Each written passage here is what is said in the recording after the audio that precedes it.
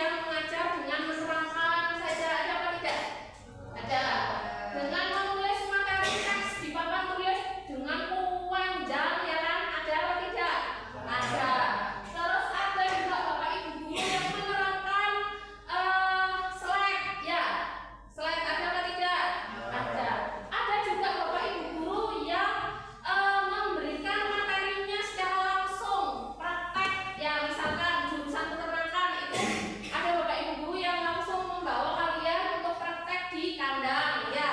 Terus di jurusan perhotelan itu biasanya Bapak Ibu guru membawa kalian ke lab hotel ya, dengan misalkan pelajaran apa biasanya? Housekeeping ya, making bed seperti itu. Itu biasanya dilakukan secara langsung atau praktek. Yang keempat yaitu adalah meningkatkan keterlibatan dan minat belajar. Yang kelima yaitu adalah mengembangkan kesadaran diri siswa. Itu. Terus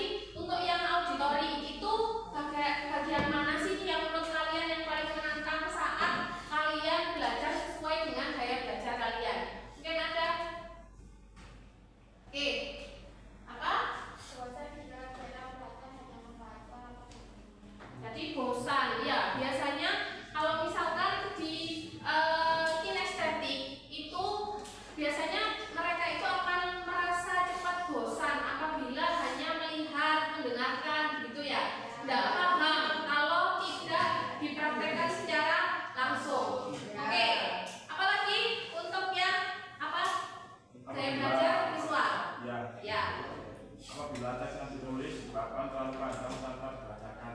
Ya, oke. Jadi biasanya bagian yang paling menantang bagi peserta didik atau siswa yang mengalami yang mempunyai tipe gaya belajar visual itu apa tadi Mas? Kurang paham. Kurang paham ya. Oke. Udah dilanjutkan di sini. Nah, kita sudah masuk pada materi. Di sini mengenali tiga gaya belajar yang tadi Budi sampaikan bahwasannya ada tiga gaya belajar. Yang pertama itu adalah gaya belajar visual, yang kedua itu adalah gaya belajar auditori, yang ketiga yaitu adalah tipe gaya belajar kinestetik. Nah, di sini yang pertama yaitu adalah tipe gaya belajar visual. Nah, di sini ciri-ciri tipe gaya belajar visual itu biasanya lebih mudah mengingat informasi dalam bentuk gambar, ya, grafik, warna atau tulisan. Terus biasanya siswa yang mengalami yang mempunyai tipe gaya belajar visual itu adalah senang membaca, mencatat, terus tertarik pada tampilan visual seperti diagram, minmap gitu, video, ilustrasi atau slide presentasi. Ya, biasanya Bapak Ibu guru kalau mengajar menggunakan slide presentasi itu biasanya anak-anak yang mempunyai tipe gaya belajar visual itu akan lebih senang, lebih paham, gampang untuk memahami. Terus saat memahami pelajaran biasanya anak-anak itu lebih cenderung untuk membayangkan gitu, membayangkan gitu ya, apa yang disampaikan, apa yang dipaparkan oleh Bapak Ibu guru. Nah, strategi pembelajaran yang efektif biasanya Bapak Ibu guru itu menggunakan gambar, peta konsep, video, terus infografik, terus membuat catatan warna-warni gitu. Nah, di sini setelah kalian mengetahui tipe gaya belajar kalian ini sekolahnya di SMK Muhammadiyah. SMK itu adalah Bapak Ibu guru sekolah kita itu harus siap dan dalam mencetak lulusan yang siap bekerja. Jadi kalian tidak hanya berangkat sekolah belajar, setelah itu kalian tidak dapat apa-apa gitu. Jadi kalian harus dapat memahami gaya belajar supaya kalian bisa belajar dengan nyaman, sehingga apabila kalian sudah menjadi lulusan yang siap bekerja, kalian belajar sesuai dengan tipe gaya belajar kalian, maka karir kalian juga karir yang cocok untuk dalam gaya belajar visual kalian juga tahu. Setelah nanti kalian di kelas 12 kalian akan tahu, oh karir yang cocok untuk saya itu dari tipe gaya belajar yang sudah saya lakukan selama 3 tahun kemarin itu adalah apa gitu ya. Untuk tipe gaya belajar visual, karir yang cocok itu adalah desain grafis gitu ya, ilustrator, fotografer, editor video, arsitek yang hubungannya dengan gambar-gambar seperti itu, mekanik, ya, perancang busana gitu. Ya, itu adalah karir yang cocok untuk tipe gaya belajar visual. Nah, di sini yang kedua yaitu adalah tipe gaya belajar auditori, di mana tipe gaya belajar auditori biasanya siswa itu akan lebih cepat paham jika informasi yang disampaikan itu secara lisan. Jadi Bapak Ibu guru menerangkan dan seperti itu. Auditori itu mendengarkan, ya, mendengarkan. Jadi siswa akan lebih paham apabila informasi itu atau pembelajaran disampaikan secara lisan, diterangkan, ya. Senang dalam berdiskusi biasanya, mendengarkan penjelasan atau mendengar suara guru, mudah mengingat informasi yang didengar seperti lagu, cerita biasanya ya. Ada enggak tipe siapa di sini yang mempunyai tipe gaya belajar kalian akan lebih paham apabila sambil